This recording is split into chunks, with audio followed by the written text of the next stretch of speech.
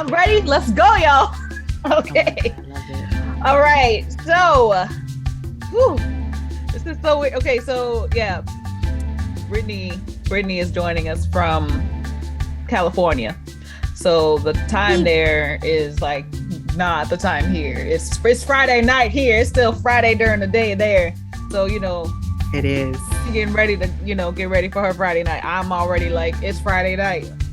I'm like, it's Friday night mode. The sun has set here. That was Friday one thing. night. That was one thing that threw me off when I used to live in LA. I'm like, okay, all the rest of the world is dark. They getting ready for dinner. Meanwhile, I'm sitting up here in traffic.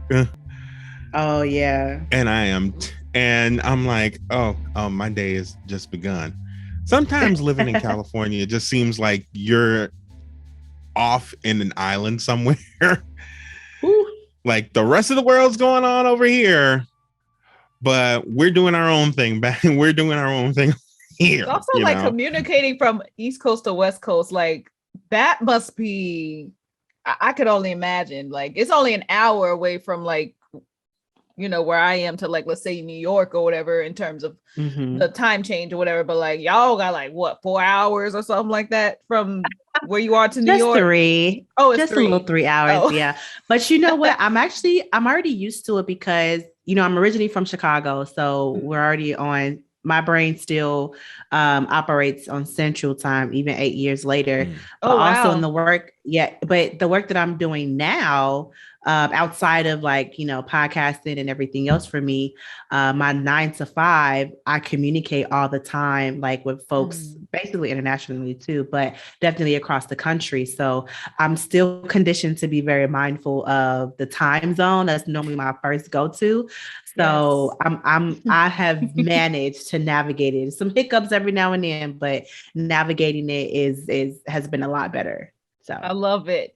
Well, y'all have heard the voices, and I want to kind of introduce y'all to everyone that is here for this conversation. Kind of went off to like a start talking about time zones, but I have Lawrence and Brittany with me. Y'all may remember Lawrence from the second episode of the whole podcast. And this was like right before COVID hit. So I remember Lawrence like literally was here in my apartment and we recorded an episode. I don't know how. Did we even know about COVID at that point? Yeah, we made mention of it in that moment. Because I was like, I don't know how this is gonna go on. And then like 2 weeks later, everything like shut down. It was nuts. Yeah. Well, it's so nice to have you back virtually. At least you still made it. Oh wait, you did catch COVID though, right, Lawrence? Is that what happened? How was that? Oh goodness. That's funny. That's how I ended up with 1,000 followers on TikTok. I was like, okay, I'm done. Cause like I said, I don't care because I already got COVID. Y'all want to play that game? That's fine. But I got my vaccine. I got my booster. Y'all gonna leave me out of it. And people just asked. And I was like, oh yeah, I was in the COVID ward and my television didn't work in the COVID ward. So I spent the majority of the time in there watching YouTube. And next thing you know, this person's following you. This person's following you. Next thing you know, I got like 1,005 followers. And I'm like, what's wrong with y'all? It's like, it's just me. It's me. What? All right, fine. Welcome to the party. Oh my goodness. Well, I'm happy that you're still here, Lawrence, because otherwise, I mean, I don't know, because you were the one that suggested this episode or this topic, by the way.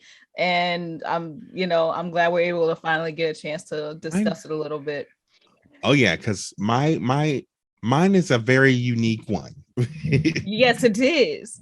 So let's introduce Brittany, because no one has known Brittany yet, but actually Brittany and I have known each other for a couple of months now. It hasn't been like a full year yet, but like we both have similar complementary podcasts, I should say. So Brittany is the co-host of the Living Millennial Productions podcast, Yeah. productions podcast. You know how it be. We're growing. Yes.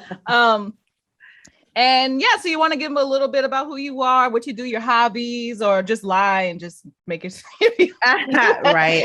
I wish I was good at lying because I would be able to make myself seem a lot more interesting. But yes, thank you first of all for having me here. I am the creator and one of two co-hosts for Living Millennial podcast and creator of now Living Millennial Productions. Also, a new venture that I'm working on is an apparel shop called Planted Affirmation. So very affirming and empowering apparel. Yes. Mostly t-shirts and like hoodies right now, but we'll grow over time. But yeah, just affirming and rocking items that everybody can enjoy and embellish when they purchase. And outside of that, I am known for my activism, especially in San Diego. So if there's any space where there are clear injustices, I'm always there advocating for, folks who harm was done to, and really being a voice. My background is also in communications. So, and that explains a lot. Does it? Okay, yeah. I'll take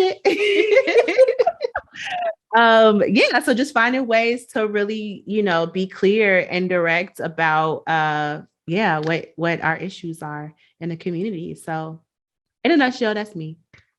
I'm an Aries. Yes. I don't really know that much about astrology, but isn't Aries like a water sign? No, the opposite. We are fire. Oh, I'm a fire sign too. That makes sense. Yes, I'm a fire sign too. What's your sign? Sag. I'm a Sagittarius. Oh, yeah. I love Sagittarius. Yes, but y'all's fire is different. Y'all come with some real heat. Yeah, y'all come with some real heat. We do. Lawrence, what's your sign? Leo. Oh yeah. Oh, you're fire too. Yeah. Look at us all fire signs. So this is about to be a good episode, y'all. Yeah. Lit, right. A lit episode. You almost said it. It's about to be lit. All right. Yes. Oh my gosh. Okay, let's get into it. So, y'all, if you're just joining, if you just didn't listen to the beginning of the episode, we're going to be talking about the stigma behind mental wellness or mental health, mental illness in the Black church. Now, everybody here, at least today, is Black. So we probably, I'm hoping all of us have at least some sort of experience within the Black church. Hold up a second. So I want to know from Brittany and Lawrence, whichever one wants to answer this. Did y'all first off grow up in the Black church and like kind of discuss how your experience is or was there? Like, I don't even know, like, do y'all still go to church? I don't get to go to church at all anymore, but I still hold church in my heart because of the people that I met there and like mostly the experiences I've had there, not necessarily always the teachings. Like there was definitely some teachings that, I hold near dear to my heart, like the positive ones, like love thy neighbor as thyself and, all of that kind of stuff. But like, there were certain things I'm like, I don't know. Cause I mean, So that's kind of where I'm at with it. And especially in the Black church, if we want to go like to the Black church, like it's just completely unique than any other type of church that you're going to experience. And so I'm gonna leave it at that. I'm gonna let y'all take over and we can get back into it. Okay, I will definitely let Brittany go first because mine is complicated. I'll take it. I will take it because honestly, mine is very, very simple. So I did grow up in a Black church. I went most consistently with my grandmother, my dad's mom, who was who's had a troubled past, or traumatic past, not necessarily trouble, but traumatic past, but, really found herself. And now found God, found Jesus. And now she is the most devout Christian I've ever met in my entire life. Like, don't nobody love the Lord like my grandma loved the Lord that I have met so far. My family, I would honestly call us, excluding my grandmother, I would honestly call us convenient Christians. like, my Okay. immediate family, meaning, we want to, folks love to bark Christianity and call out on the Lord when they're saying something against what you're doing, or when they're trying Yes. to discipline or trying to add control, trying to, assert authority. Right. That's when all of a sudden God is very present, right? Hmm. So even at an early age, at a very early age, I could already sense like a good number of these contradictions. So when we really get further into mental health, I'll be able to pinpoint. I'll be able to pick even more on that. But contradictions is going to be one thing that I'm probably going to mention the most. But that was my experience. I think I went most consistently my last few years living in Chicago, and I went again most with my grandmother, who went from a Baptist church to a then non-denominational church, was still heavy in the Baptist practices, Mm-hmm. and was a much older crowd. So even when we talk about respectability politics, that was also pretty heavy. I experienced that, not as much, thank God, because my grandma is not, and she does not go to church to be to commune. I'll say that. She getting her work, she getting on out of there. And I was grateful for that. And very grateful for that. That's But you lucky. That's all I I'm gonna was say. very, now that wasn't always a thing when we were younger, because she also teaches. She still teaches to this day. But yeah, that's been my experience, just hanging on with my hands in my grandma's pocket, just kind of observing all that was going on. So yeah. Awesome. Well, thank you for sharing that. Lawrence, what is your difficult, really complicated story? I'm excited to hear about it. Okay, so I grew up, well, I'm a good chunk of my family is Creole, so naturally, yeah. So Right. naturally, I grew up Catholic. Catholic. So I grew up in at Corpus Christi Catholic Church. I don't think that's even a thing anymore. And went to the school that was next door, and that was like up until sixth grade. No, it was up until eighth grade, actually. I went there. I went to St. James Major, and then I went to St. Augustine for 1 year. That did not work. Same Um, and like I said, I kind of went the the Creole sort of way, because most of them either like grow up at Corpus Christi. If you're a boy, you go to St. Aug, and if you're a girl, you go to St. Mary's, and then you end up at Xavier or Dillard. And I kind of went that route. Okay. Because I ended up there, and then I ended up going to Dillard for undergrad. Mm-hmm. But that's where things take a sharp left, because around 97, 98, me and my mom and and a good chunk of my family joined what was called the General Assembly Church, which we found out quickly was a cult. You mentioned this in episode 2. You Yeah. mentioned this in episode 2 because I remember this. Let's revisit this for the listeners. Revisit it, please. Yeah. Please, because I want to hear this. So the fun thing about it, General Assembly Church, most of their churches are in Northern California. They are in Vallejo, they're in Union City, and they're led by a guy by the name of Lacey Hawkins. And he's had multiple churches. The one we went to, like growing up, was the one in Homa. Now, background to this was when, like I said, we were in this weird transition point. My father had just passed away. We were just kind of like Vulnerable. lost out there. Lost and vulnerable. And that's when my uncle was like, come to join our church. And that's how we ended up in that church. We were in that church until I was like 18. We started when I was like 15 or 16. Mm-hmm. and it mimicked a lot of, I would say, Baptist churches, so to speak, Baptist / Kojic churches. There was testifying. We would sing songs. People catch the Holy Ghost. That's and like I said, didn't have that much of a problem with that. That's the Bible study. That's fine. When the church elders started keeping tabs on where we were going on a constant basis, that's when it got weird. When they pressured my mother to sell her house and move to Homa, that's when it got a little bit weird. Yeah, Brittany, I see your face. It gets worse. Worse. They would pressure her like each and every time. It's like, why don't you sell your house and move to Homa so you can be closer to the church?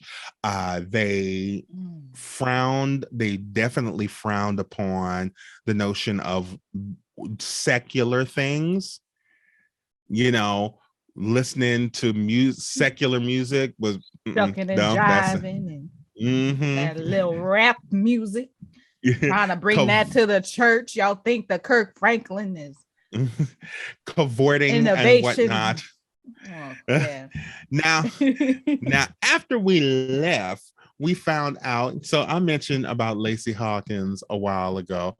We found out some even darker things about the church, like church elders were counseling people to leave their spouses if they didn't want to be a part of the church. They took that 144,000 thing to an extreme. So how did the teachings, how did they put that? Like, did they say like God wanted you to do this or something like that? Jesus said that you can't do this until you have to leave your husband. It was more of that.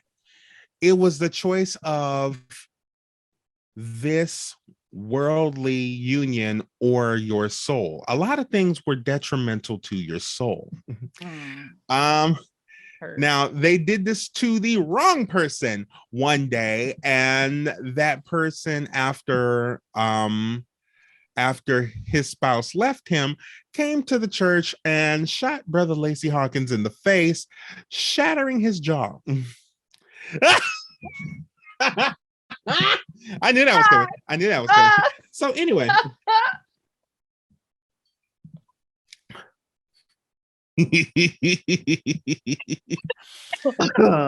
I'm stuck. Okay. So the last thing I've heard out of the church was maybe like 2014, 2013. Some of the church elders got indicted over some sort of real estate fraud or whatnot. And that's the last I heard of them. They have a website, and they're like, a lot of y'all think that we're a cult, but we're not a cult. No, baby, y'all a cult. Yeah. So the website's still up. I can go and check them out. Okay, send me the link and I'm gonna leave it in the show notes. I saw you moving. I saw you getting ready to check it out right away. Like, oh wait, hold on, wait. Like, I was going to. A second. I was going to, but we. So now, yeah. Go ahead, Lawrence. Go ahead. The Catholic. Oh, I completely forgot about. Completely forgot about the Jesus story. There's a Jesus story. So when I was a Catholic, I went to, like I said, this was like 7th or 8th grade. I went to a Catholic school. I went to Catholic school since I was like a kid. So this was part of the confirmation. And like every week they were like, leading up to the confirmation, you need to go to mass every week, and you need to have the person who's presiding over mass just sign the thing as proof that you went to sign the program as proof that you went to church.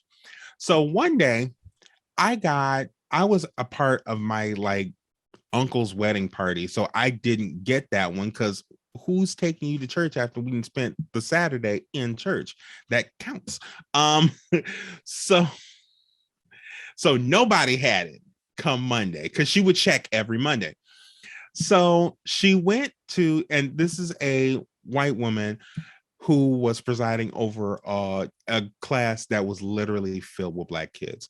So she went to this cabinet that had books in it, pulled out 2 railroad spikes,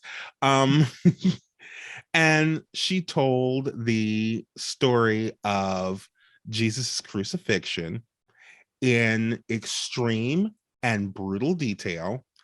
And she took the 2 railroad spikes and clanged them together to represent Jesus being nailed to the cross. And then afterwards, because afterwards was lunch. So she was like, every time you don't go to church, you're driving the nails farther into Jesus's hand. Oh, I heard that Oh, story. I've heard I've heard too. that Yeah, story. I've heard that too. Or you whipping Wow. his back. Yeah. Using So those, we're all yeah. horrified. And I'm like, now that I think about it, a lot of our parents should have just set the school on fire, because there was a lot of funny goings on. And it was a school that was predominantly Black, but literally all but one teacher was white. Yeah. And something in the water wasn't clean over there. Yeah. Something was going on. That's pretty common, surprisingly, especially in Catholic schools here down south, or at least in New Orleans, or like in this area of the, of Southeast. I was actually just talking about this on Brittany's podcast, how like I didn't have any Black teachers growing up, and I went to Catholic school my whole life. I grew up Baptist, but like in my Catholic schools, like I didn't really have a Black instructor or a Black teacher. I had, the closest thing I had was like a guidance counselor and a music teacher, and that was it. Or band director. Yeah, that was it. And the funniest thing about that, so much. Yeah. And the wildest thing about that, mine is a completely different story. I had nothing but Black teachers until that point. And like I said, Corpus Christi is what they call a Josephite school. And the just an update, the Josephites were missionaries that catered to Black people, and Black people, former slaves, former enslaved Africans. So a good chunk of Josephite Catholics are Black or Nigerian.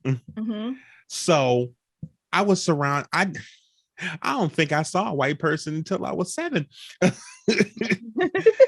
like, who are these? And like you said, you see them on TV, but you never see them in real life. And I'm like, who are these people? Yeah. Where did y'all come from? That's amazing that our experiences. Y'all look like the people that are around me. Right. Well, I think that's awesome that we all have like very unique experiences. That's why I'm, especially with this conversation, that's going to really go well once we kind of get into the nitty gritty of things. Speaking of the nitty gritty and things, I'm just going to quickly highlight some positive. Well, I already kind of did that. A positive and like negative lessons that we were taught from church teachings that have, I would even say, like affected our mental health in some kind of way. So I'm just going to go over like a few of my positives. So some of the positive things, like I said earlier, like I learned how to love people as I would love myself. Like I'm very caring, and I like to give to the poor, and like feed the hungry, and accept that I understand the value in all of that, and the way it makes not only the people that I'm giving it feel, but like if it's done to me, especially in a time where I'm in need, So like learning those teachings in church was wonderful. And I was thankful, at least for most of the time that I was in church. Most of the people that I encountered were very forgiving and understanding, no matter what it was that I was going through. But I also lived a very Christian life growing, like as I was like growing up, because like I wanted to please my family. I wanted to please my grandmas, by the way, like mainly, like, and they would always just give me like encouraging words and everything. And so like, it was very much like a lot of assertion on like, okay, God bless you, or like God is blessing you because you're doing this. And like if you're doing something bad and they're like, God's not going to, you know, it's because you have the devil in you. That like I would get that too. So that was kind of some of the negatives. Anything I did that was, I guess, maybe asserting my freedom or like wanting to like just be curious, which is what any young person, and honestly adults should do it more too, just be more curious. And they should be able to express themselves and just like, you know, see what's out there at least. And like if they don't like it, they don't like it. But like to scare them before they even get a chance to test the waters themselves is like, it's a detriment to the abilities that humanity, that God has created humanity to like to experience. Like it's like there's only, like we were kind of saying earlier, where like using God or whoever the whoever it is to,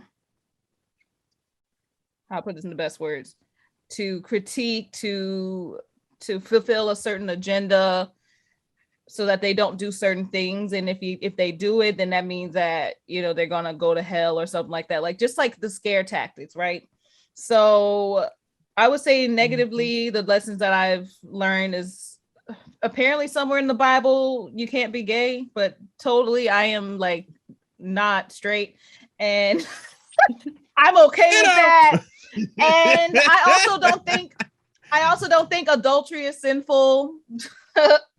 Not at all. Like, and I enjoy my adulting, because I don't know. Anyway, adulting or adultery? Adultery. I was trying to like just pizzazz it. Yeah, make it sound more interesting. But I partake in that. Like I'm not married yet, and I've had a lot of sex, and I don't care. And I enjoy it. Anyway, so the next thing is also like, I guess the other thing that was kind of contradictory that I think that at least within the church is not really mentioned at all is the fact like of polyamory. It's kind of mentioned, but like not really. I think about the main thing I think about, and it's because I did the show Joseph in the Technicolor Dreamcoat. I did that show, and it's based off of, I think, the Old Testament. I think it's the Old Testament, and basically Joseph, the main character or like the main person, has a father who has like a whole bunch of wives and a whole bunch of sons because of the many wives. And I'm like, that is totally a form of polyandry or polygamy. No, polygamy. That's polygamy. That one's polygamy. Yeah. One husband with many wives, and like that's brought up in. I don't think, however, in the Bible, which would make sense, that there was a woman with many husbands ever. So that would explain who wrote the book itself, because they had obviously they had stories of the Bible is very patriarchal. It is very patriarchal. So anyway, I say all that to say, I just wanted to just highlight that. We don't have to really go into it. I feel like we have a lot of the same stories. Actually, no, take that back. Is there anything else that y'all can think of that I'm not even gonna, we all have like our humanity, we have our humaneness about us to know like what is good and what is bad. But is there anything within the Bible that I have not already mentioned that you're like, yeah, that's really fucked up, and I don't know why they're still teaching that in the church? Well, here is what all of the above. Yeah. You already know. So going back to 8th grade, which is now that I think about it, I need to talk about it more with my therapist. I was taught human sexuality from the lens of the Catholic Church. Yeah. Likewise. No. Yeah. No. It's a thing where they tell you sex is a beautiful thing, but if you do anything outside of this, you are going to burn forever. And I'm sitting there, little goofy bisexual kid, just quiet as a church mouse, ironically enough, quiet as a church mouse, because I'm like, oh, that's that. Oh, that too. Well, I just need to be fitted for my gasoline draws now. I mean, hell. I'm like, I'm like, you can't do this, you can't do that. And the talk about self-love in that notion, masturbation, oh, that was a big problem, Yeah.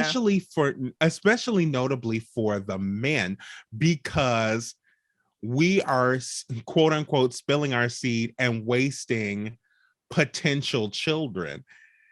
And I'm like, and they made it a huge thing. I'm like, really? Yeah. This is gonna be a very long Oh. adolescence. Oh my God. Yes. Yeah. Let me It's pick up these just kids out the garbage. it's just so, it was just insanely restrictive. The only reason you're supposed to do it is to make a child. And if you're doing it outside of wedlock, if you're doing it with somebody of the same sex, if you're doing it by yourself, if you're doing it other than in need to make a baby, you are doing something horribly wrong. And here is your personal hot tub filled with lava. Right. So, so it's just, I know from a personal standpoint that warped my sense of not just interpersonal relationships, but sex in general. Because Yeah. you not only do you have to figure yourself out as, and like I said, as somebody who is not only trying to just figure themselves out sexually, period, but somebody who's also trying to figure themselves out who is LGBTQ, you end up, okay, You you don't have have to resources. You don't yeah, have and you people to help you because everyone, at least I don't know if you just surrounded yourself with like people, everybody surrounded by you was kind of going through the same thing where like sexually they just didn't know what to do because oh yeah, you're not taught it and they're like, you're not supposed to know about it, but you're curious, like your body's saying, I want sex. And you're being taught in the mind, no, you're not supposed to. It's like conflicting. and like I said, not only do you have to deal with this, but you also have to chip away this wall of shame, Yeah. Yeah. trying The to figure word. out who in the hell you actually are. Yeah. And Mhm. I, like I said, the first like same-sex encounter I had, I felt awful. I ghosted that dude. I swear. Now Oh. he ended up ghosting me afterwards, when I came back. But did I the first time I was like, I gotta figure out who and what I am, because the second I was like done, I'm like, oh, well, this is my life now. I'm ruined forever. Yeah. So let's kind of talk about in terms of mental health, like how y'all were able, let's just say how y'all were able to transform your mental health from experience, like just trying to destigmatize your mind really from what you were taught, I guess, growing up in the church and like where you are now. I'll let Brittany take it first. Yeah. Honestly, for me, it was seeing the number of people here in San Diego who are mentally, I don't like saying mentally ill, but who just aren't well. Aren't mentally well. Um, Yeah. yeah, who just aren't well, who are, and particularly the number of people we have on the streets. So pair that with someone who, of course, is in a whole different state than she was in before. And California, I'll admit, like California is my second home because I've become such a different person. I've become more open to so many different things. And one thing I will say that is a good thing that I learned from the church is just like, is being able to I don't think I learned it from a church. I'm just naturally like, I just can naturally connect with just about anybody. But one thing I am intentional with is being a blessing, just being myself, number one, but also being a blessing. So like if I have anything to give or any way that I can support, it's not transactional. It's genuinely because you need it, you want it, I have it, you got it. Right. Yeah. I'm not looking for anything else behind that.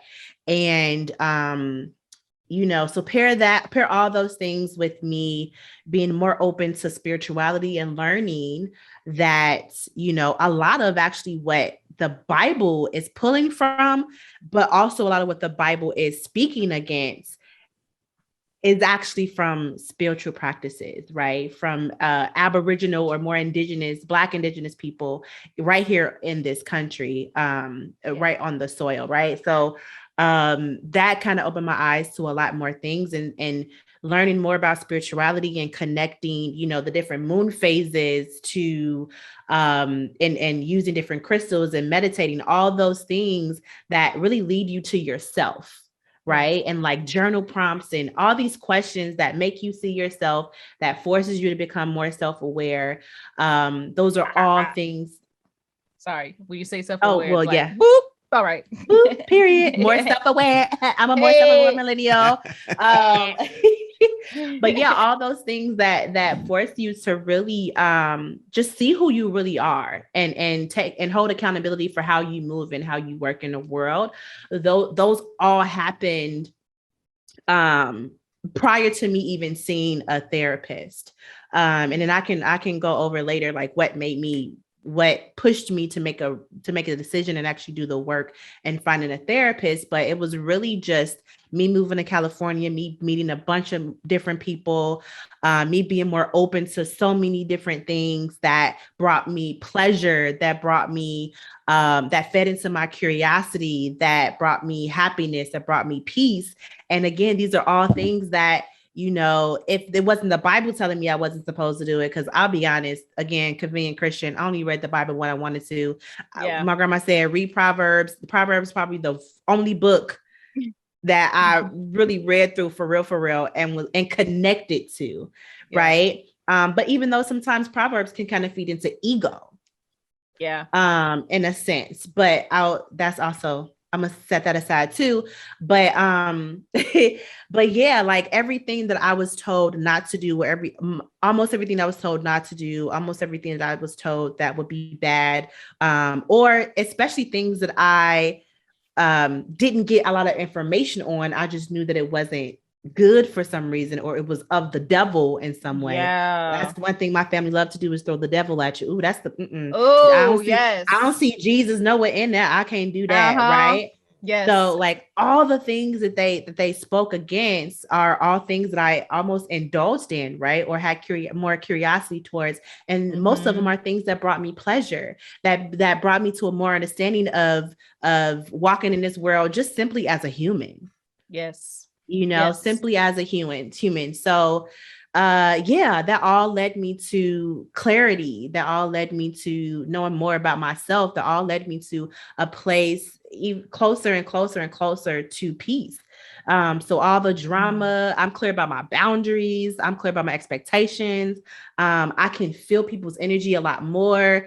I'm even more empathetic than I've always been. And I now have the tools and the resources to navigate those things in a healthy way. Something I was not able to get when I was rolling at church. Gotcha. Hey, Thank you for... No, that was great. That was great, because I hear everybody in the background right now that's listening is like, yep, me too. That's literally what I was saying in my head. That was beautiful, Brittany. Thank you. So on that, wow, you kind of like answered all of my questions, but let me see if I can at least put a couple of more in here before we run out of time. Slide a bit through, just slide a couple of more.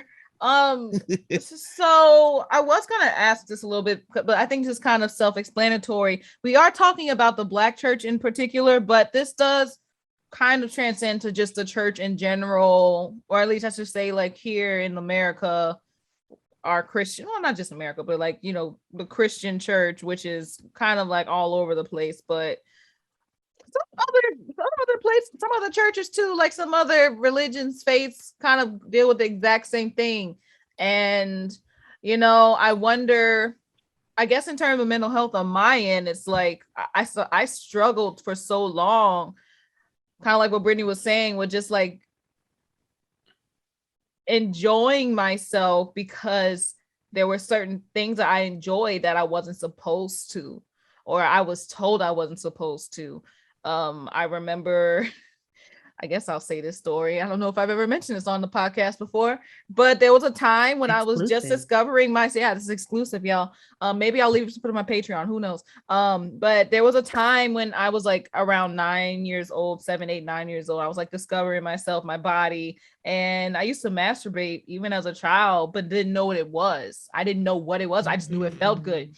And I think my grandma called me one time, and she was just like, that's so nasty. And I was like, I don't know what I'm doing.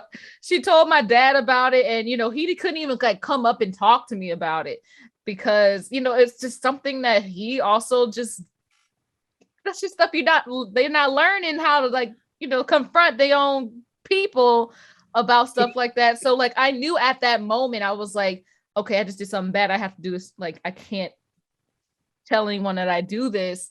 I mean, as a child, I guess it should have been okay, but also growing up in a Christian household, when I was finally starting to learn about masturbation in school, Catholic school and Baptist, well, not really the Baptist church, but like in Catholic school, they were like, masturbation's a sin, don't do it. And I just remember just feeling so bad from that point on. Even when I did like I still did it, but like I felt bad about it after that. For so long, I like, even like in the beginning of my childhood, I was like, fine. I was like, yeah, I like the way it feels. And then after that point, they were like, it's bad. I just felt so guilty. So I felt like every time I finished masturbating, I prayed to God and I was like, please forgive me. I just need to do this. Like I would pray every single time. Like I really need to do this. And then I would just keep doing it, And after a certain point, I'm like, I should not just be guilting myself into this anymore. Like I shouldn't be feeling guilty. And I don't feel guilty anymore, obviously, but yeah, that was my experience. Go ahead, Lawrence. I heard, what were you about to say? Like I said, here's the thing that I realized was not mutually exclusive to me.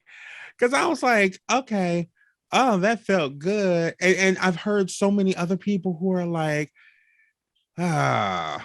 you just get that overwhelming feeling of dread. It's like, why did I do that? I could have done something better with my life. It's like, no. Well, it's also part of that. It's also part of that post-nut clarity that you get afterwards. Like you really trying to do it, and then after you're done, it's just like I could have been doing something else. Like that's not necessarily I could have had a V8. Wait, yeah, I have never heard that before. Post nut clarity.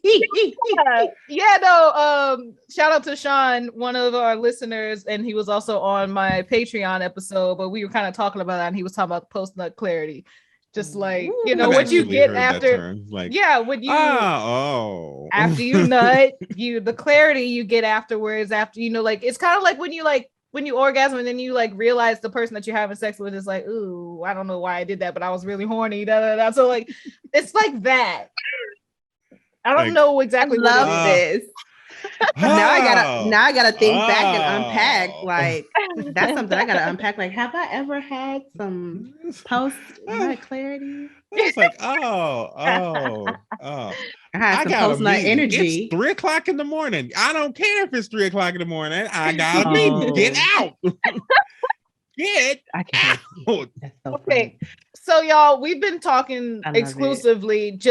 I wouldn't say we've been bashing the Black church or anything. Like we just been kind of expressing our experiences, and some of them are good, some of them are bad, but we haven't really kind of talked about solutions that we would like to see happen. Even if we necessarily aren't going to church, but like there's plenty of people out there that are and that are listening to this podcast right now. They're still going to church and they're like, I don't know, what are they going to offer some solutions? I want to talk about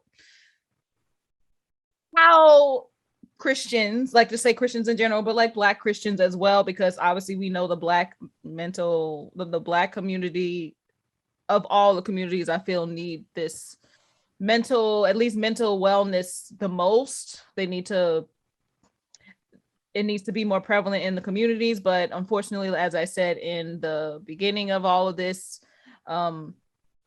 it's just something that's not afforded to us, partially because we can't afford it. Second, because we don't trust the healthcare system. And, why would we trust a mental health professional that knows nothing about us to just give us advice on our life, when we are so used to, at least in the church, we're just oh yeah, God will fix it, da da da da. So anyway, do y'all have any advice on what Christians can do to support someone who is mentally ill or needs mental wellness in their life? What can they say or do to help that isn't going to seem, I don't know if the right word is disparaging. So better yet, what should they not do? Yeah, discouraging. Yeah. Do y'all have anything that you would like to add to that? We both are I actually been thinking about this, because whether we have had bad experiences or good experiences, I also know and realize that many people find home and community within the Black church. And one, it is hard out here for everybody, not just the pimps. So everybody needs to find, so yeah, see, you caught it afterwards, huh? Okay, but everybody needs to find some level of peace and solace. And yeah, it would be wonderful if there was a mental health ministry. They have men's ministries, they have women's ministries. It would be where we would get a mental health professional who is Black, which is hard to find. Very Sweet hard. baby Jesus. Oh Lord, it took me 3 or 4 months to find mine. She wasn't the best, and I still, and like I said, she also wasn't in network. So I'm so sorry. Like I said, she ended up mine. I ended up dealing with a white therapist I do trust, but sometimes there are gray areas. I'm feeling, like I said, all of the anxiety from, like I said, last summer was extreme, and I'm having to explain to him, this is how I feel, this is how my anxiety is ramping up, this is how it scares me. And he was like, well, thank you, because I hadn't ever thought of that. And I'm like, this is more time about you. Yeah, this is more time I'm taking out of my healing to sit here and explain to you what I'm feeling and how I'm feeling it. Yeah, it'll work. It works, but it's still a barrier that we have. But sitting here and having somebody who looks like the congregation to sit here and have support groups where you're not going to be judged, support groups where you're not going to, where maybe the pastor is nowhere near. That's, like I said, support groups where you don't feel encumbered by, and there are literally faith-based mental health. Yeah. So I, like recovery, I said, everything, integrating that into things.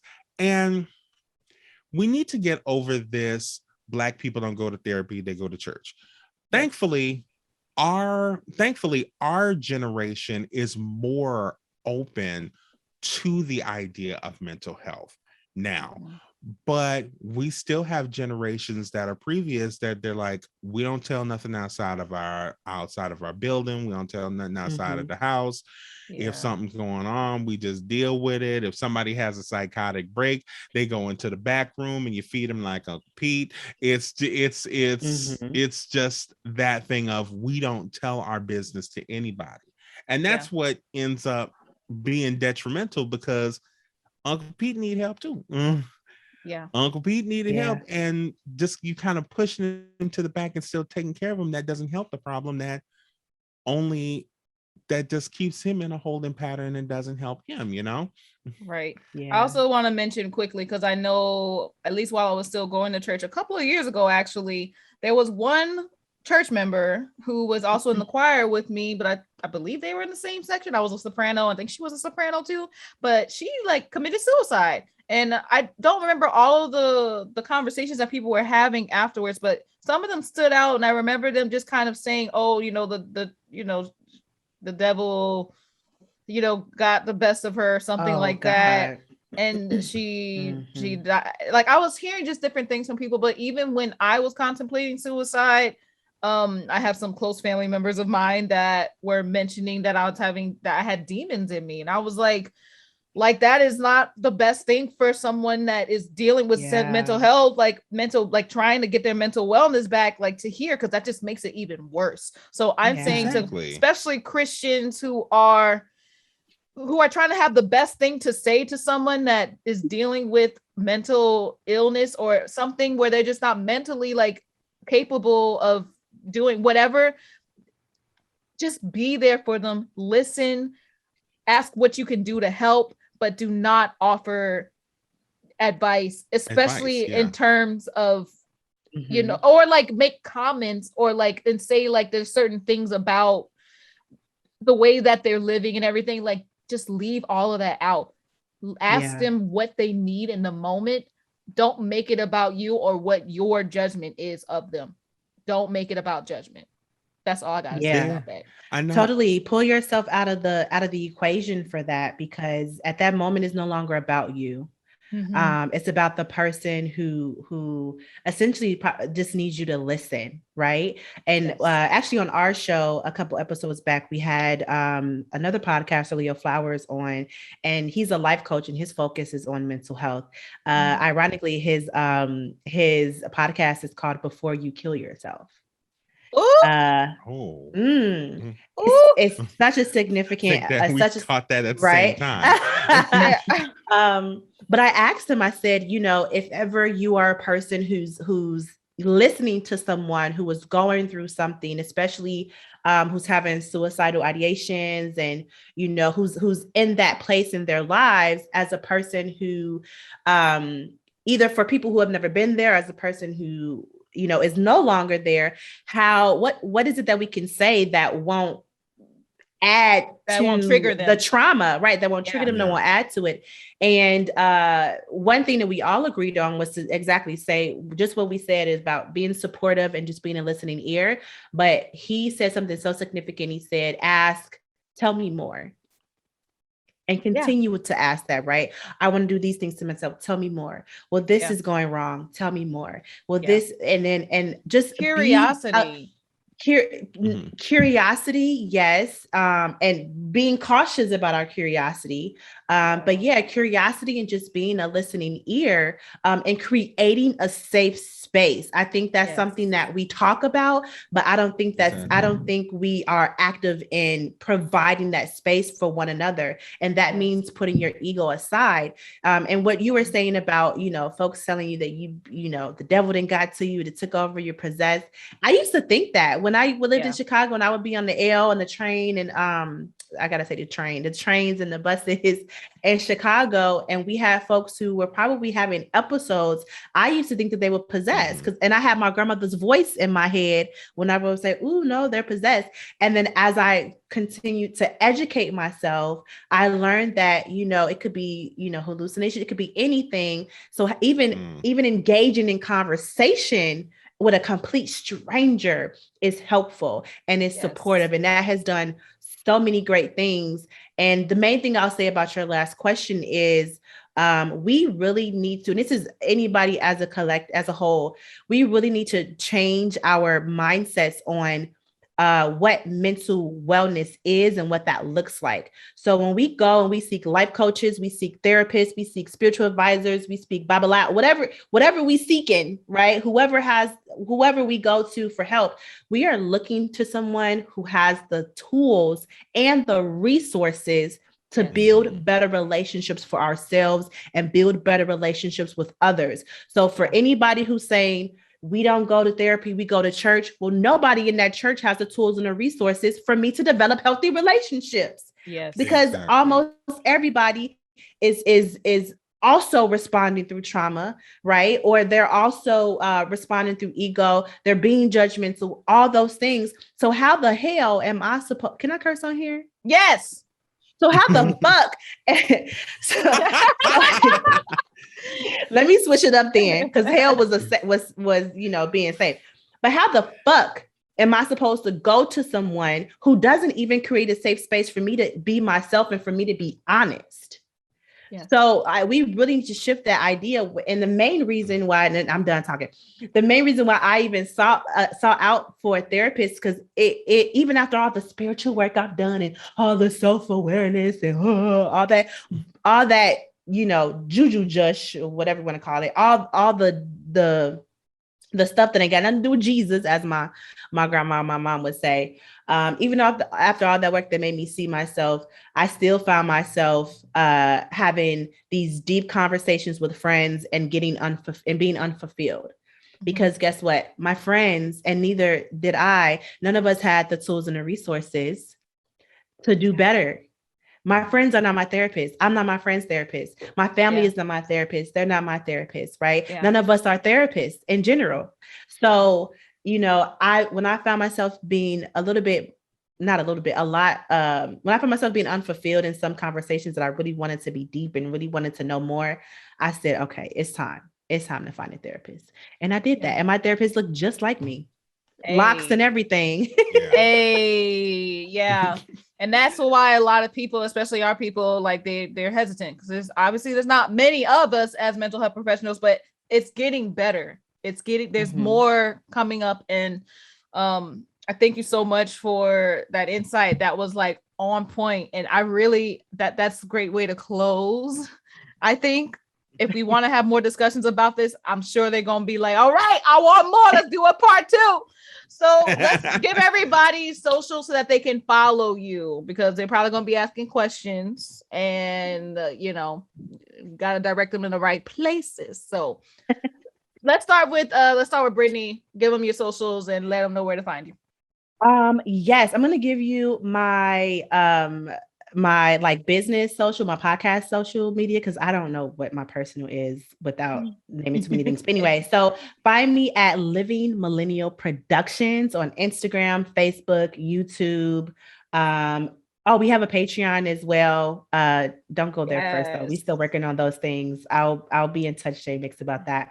But yeah, Living Millennial Productions across the board. You can find myself and my co-host Mandisa there. Talking about all the things. Sweet. Okay. Here, I always have a fun one.